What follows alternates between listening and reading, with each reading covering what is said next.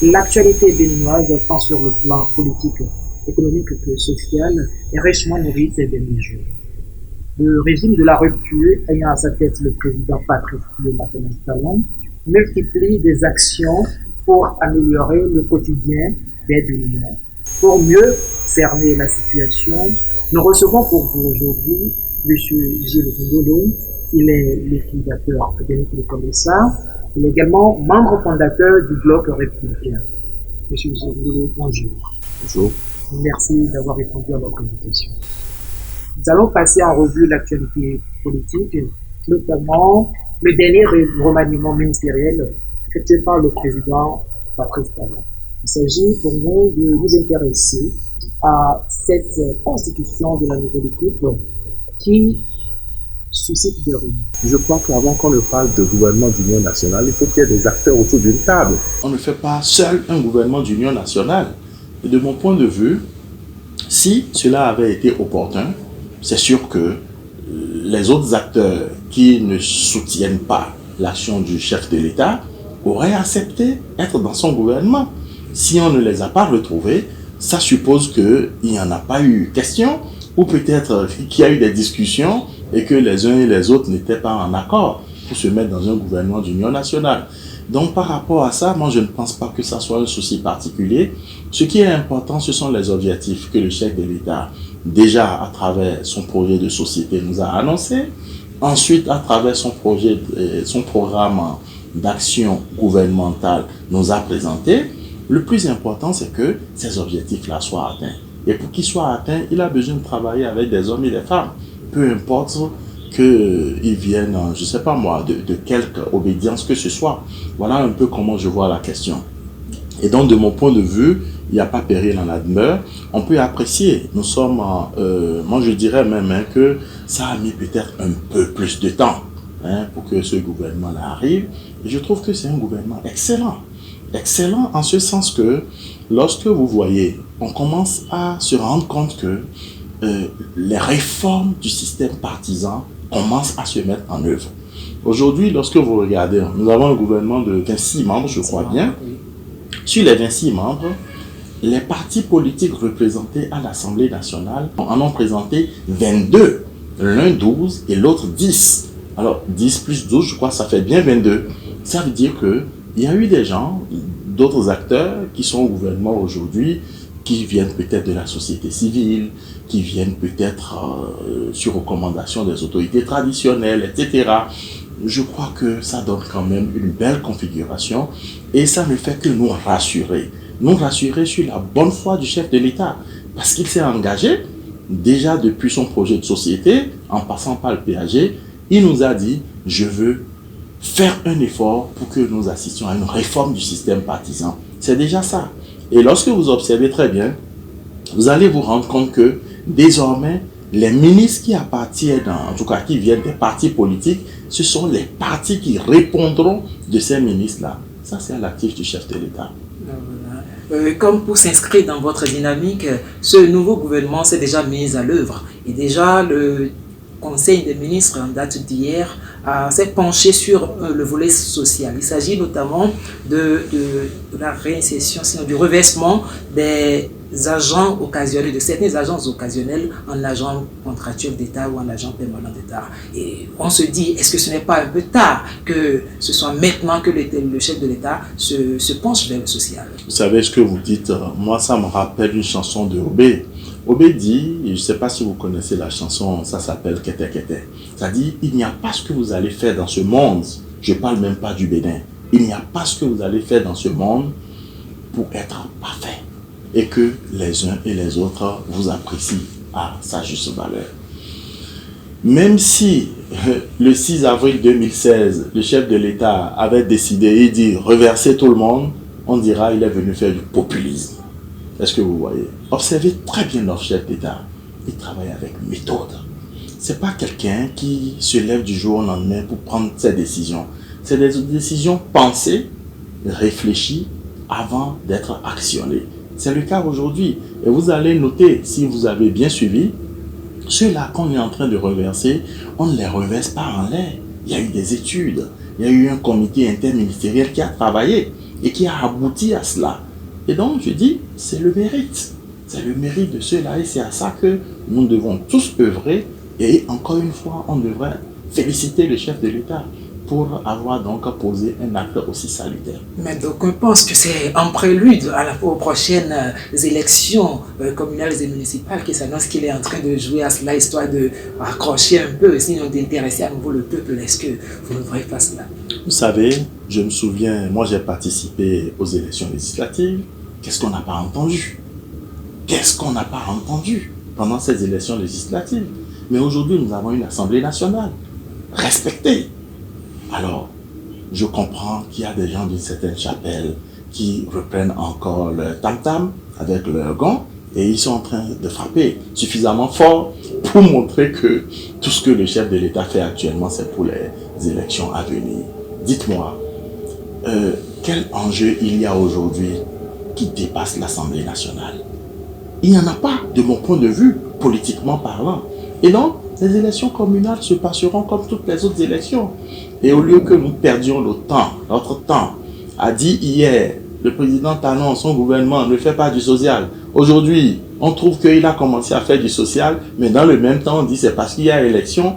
Franchement, il est temps pour que, comme on le dise dans une de nos langues ici, lorsque votre ennemi, il porte un tissu qui lui sied, il faut savoir le reconnaître et savoir le féliciter. C'est ce à quoi j'invite mes compatriotes. Nous n'allons pas rester trop longtemps sur le gouvernement, mais cette fois-ci, nous allons faire un détour à l'Assemblée nationale pour constater que de l'autre côté, il y a l'honorable Jérémy Adomorou qui a été élu président du COS LEPI. Il préside un bureau de 11 membres pour une mission de 6 mois. Ce nouveau COS LEPI a une coloration unique. Il s'agit d'un COS LEPI mouvance présidentielle. Est-ce que vous ne nourrissez pas d'inquiétude par rapport à cela? Vous savez, nous sommes dans un pays de droit. La loi n'a jamais parlé d'opposition ni de mouvance. Allez relire les textes. La loi a parlé de majorité parlementaire et de minorité parlementaire. À la date d'aujourd'hui, est-ce qu'il y a une majorité parlementaire? La réponse est oui. Cette majorité est représentée par l'Union progressiste. Est-ce qu'il y a une minorité parlementaire? La réponse est oui. Cette minorité est représentée par le bloc républicain. Alors, nous nous retrouvons dans un concours de circonstances où et majorité et minorité soutiennent les actions du chef de l'État. Alors, dès lors que la loi n'a pas parlé d'opposition et n'a pas parlé de mouvance, pour moi, la question n'est pas d'actualité. Ce qui est important, ce sont les représentants du peuple. Ils ont régulièrement participé à une élection, ils sont élus, le peuple leur a donné un mandat, et donc ils vont faire leur travail dans ce sens. Et c'est ce que nous devons apprécier. Et nous focaliser sur les notions de mouvance ou d'opposition. Et je vais profiter pour faire un retour en arrière. Ce Parlement que une certaine catégorie de gens décrit aujourd'hui, si vous remontez à son origine, à l'origine des lois qui ont permis que ce Parlement soit mis en place, mais qui sont ceux qui ont voté ces lois-là? Ce n'est pas les députés. Et en ce moment-là, on pouvait encore parler d'opposition. Ou bien, on pouvait encore parler de mouvance dans le sens classique. Alors, c'est les mêmes lois-là, c'est la même loi ou les mêmes lois qui ont permis que ceux-là soient élus aujourd'hui. Et de quoi nous nous plaignons? Moi, je ne sais pas de quoi nous nous plaignons. Travaillons plutôt pour que les réformes soient une réalité. Parce que sans les réformes, vous savez ce qui se passait. Chacun était roi chez lui et devenait un escroc politique. Aujourd'hui, nous sommes en train de travailler pour que tout ça, ça soit conjugué au passé. Et celui qui a accepté faire les réformes, vous croyez quoi? Y a-t-il quelqu'un dans cette vie qui refuse de vivre heureux? Qui veut que tout le temps on parle mal de lui, on dit c'est lui qui fait mal? Il y en a. Moi, c'est pas mon cas. Et donc, dans des conditions comme celle-là, nous avons eu une opportunité. Le Bénin a eu une chance où le président Talon a été élu et il a dit, moi je veux faire les réformes. Regardez, lorsque nous regardons dans notre rétroviseur, combien de présidents on n'a pas eu depuis l'ère démocratique? On en a eu plusieurs. Mais toutes les fois où ils ont attaqué des sujets sensibles, ils ont reculé. Mais celui-ci dit non. C'est par là que nous allons passer. Et ici, engagé. Accompagnons le chef de l'État pour le bonheur de nous tous. Lors du vote, bien évidemment, de ce bureau du COSLEPI, on a constaté que les députés de l'Union progressiste ont fait confiance à l'honorable Jérémy Adomaroum. Par contre, le bloc républicain a subi un déchirement en présentant deux candidats. Il s'agit de l'honorable Adam Bagoudou qui a compéti contre sa collègue Chantal Aïe. Est-ce que cela n'est pas le symptôme de malaise au sein de cette famille politique? Je vais vous dire ceci. Le bloc républicain est un parti organisé. Heureusement ou malheureusement, dans ma vie de militant, au stade où j'en suis, je n'appartiens pas encore aux instances décisionnelles. Et ce genre de choses, de mon point de vue, en général, est préparé à l'avance. Et donc, comme vous, je note qu'il y a eu deux candidats. Peut-être que c'est un problème de communication. Je ne dispose pas d'éléments suffisants aujourd'hui pour analyser et me prononcer. Mais je puis vous rassurer, au sein du bloc républicain, notre famille républicaine, nous nous portons très bien et ce qui a pu se passer là n'est pas le signe de malaise. Nous nous portons très bien. D'accord, vous vous portez très bien. Nous allons, par contre, le secteur de l'enseignement, sinon de l'éducation, ne se porte pas forcément très bien parce que le gouvernement a décidé d'évaluer les enseignants à travers l'évaluation diagnostique. Quelle analyse faites-vous de cette décision-là? Sur le fond, c'est une très bonne décision. Et moi, je vais illustrer. Écoutez, j'ai beaucoup d'amis enseignants. Beaucoup d'amis, j'ai des parents enseignants. Mais entre nous, soyons sérieux, entre nous, à la date d'aujourd'hui, dites-moi, tous nos parents qui sont enseignants là, quand ils parlent le français, non, on est entre nous là, entre nous. C'est pas pour jeter de l'opprobre à quelqu'un, c'est pas pour formuler des critiques inutiles. Non. Je veux que nous soyons regardants. J'ai rencontré des enseignants qui n'ont pas été capables de faire une bonne phrase. Sujet, verbe, complément. Je n'insulte pas la corporation enseignante. Attention, mon feu père est instituteur. Donc, vous comprenez que je suis fils d'instituteur, fils d'enseignant. Donc, je ne me permets pas de dire n'importe quoi sur cette corporation. Pas du tout. Je suis un pur produit. Mais entre nous, je vous dis, nous avons observé des choses malheureuses. Et dans un contexte comme celui-là, je vais vous dire, rappelez-vous, j'ai lu un document où on dit, lorsque vous voulez détruire une nation, il faut détruire l'éducation. Alors, vous imaginez, si on laisse les choses comme telles, on veut former quelle génération de Béninois? Hier, on disait de nous quartier latin. Après, j'ai entendu quartier chrétien. Et chacun y va selon son inspiration. Mais nous là, on est né dans ce pays, on a été formé dans ce pays et on est au service de la nation dans le même pays.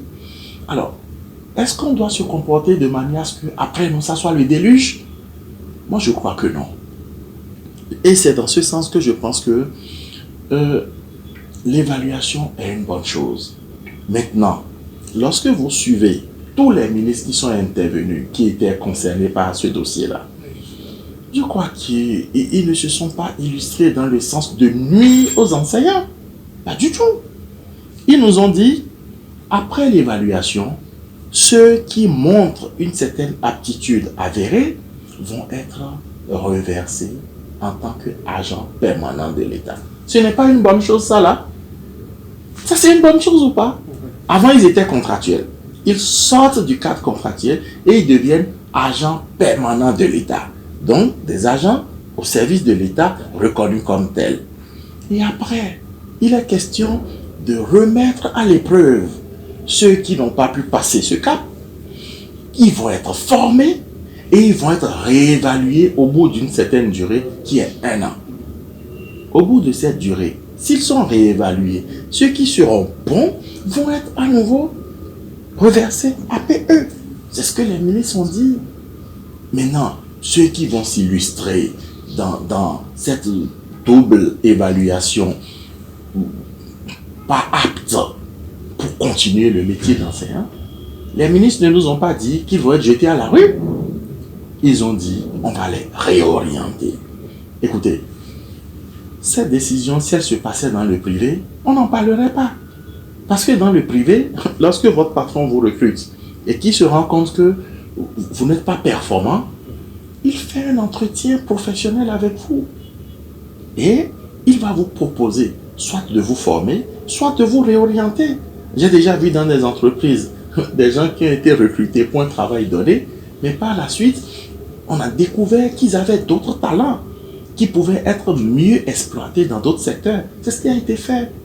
Et donc, moi, je pense quand même que c'est, malgré tous les commentaires qu'il y a pu avoir autour de cette évaluation, c'est une bonne chose. Et quand on vous évalue, c'est pour vous dire, vous avez des points à améliorer. Et en vous améliorant, vous vous améliorez d'abord pour vous-même. Moi, je m'inscris dans cette logique-là. Et ça, c'est une action salutaire, surtout pour l'éducation béninoise. Eh bien, nous n'allons pas nous y attarder. Cette fois-ci, fait une descente dans votre fief, dans les départements des collines, pour avoir un bref aperçu de la participation du bloc républicain à l'animation de la vie politique dans cette région-là. Alors, dites-nous. Déjà, les collines, je vais le rappeler à ceux qui ne le savent pas, nous avons 2 circonscriptions, la 9e et la 10e. Nous avons été aux élections législatives. Mon parti politique, le Bloc républicain, en est sorti gagnant. Sur 6 députés, nous en avons eu 4. Alors, ça veut dire quoi? Ça montre déjà l'adhésion des hommes et des femmes des collines à la philosophie républicaine. Et ça, je saisis cette occasion pour les remercier. L'animation de la vie politique, nous y sommes. Nous ne travaillons peut-être pas à beaucoup parler, mais nous sommes dans des actions de proximité. Et ça se passe comme ça dans toutes les collines. Que nous soyons à Wessé, à Savé, à Glazoué, à Savalou, à Banté ou à Dassa. Mais de plus en plus, nous allons nous rendre visibles à travers des actions, à former les nôtres. Nous le faisons régulièrement. Et comme ça, nous allons nous enraciner davantage. C'est ce à quoi nous travaillons aujourd'hui dans les collines.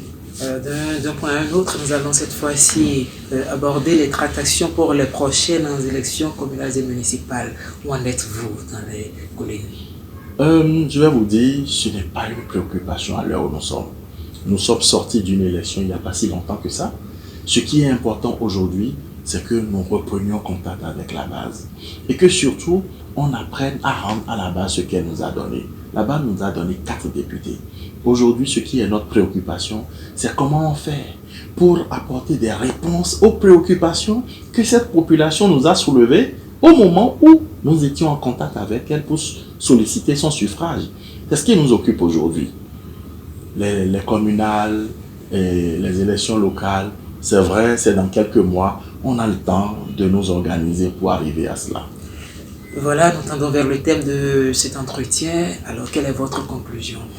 Écoutez, c'est d'abord des mots de remerciement à votre endroit, à l'endroit de Soha Web TV, pour tout ce que vous faites. J'apprécie personnellement votre travail et je vous y encourage. En dehors de ça, je vais adresser quand même quelques mots aux Béninois et en particulier à ceux qui viennent des collines. Nous sommes à la croisée des chemins.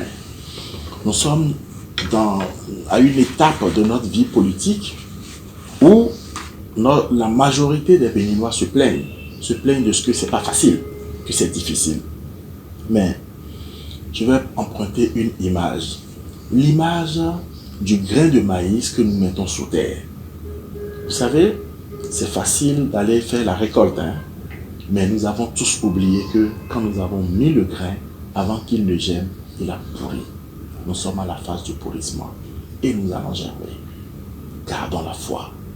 Gardons le cap. Merci. Gardons la foi, gardons le cap. Et voilà, c'est sur ces mots que prend fin ce magazine autour de l'invité sur lequel nous avons reçu pour vous M. Gilles Rondolo. Il est liquidateur à Benin Telecom SA, membre fondateur du Bloc républicain. On retiendra de son intervention que le gouvernement, le président Talon, pour avoir reconstitué une équipe, bien évidemment, une équipe qui n'a pas forcément répondu à l'attente des populations compte tenu de l'inclusion qu'on a constatée, qu'il n'y a pas péril dans la demeure. On retiendra également que l'évaluation diagnostique initié par le gouvernement vient à point également pour évaluer, pour mieux jauger la compétence des enseignants. On retiendra également que le bloc républicain se porte à merveille, nonobstant la présentation de 2 candidats pour le bureau du COSLEP. Merci de nous avoir suivis. Prenez le rendez-vous pour le prochain numéro. À bientôt.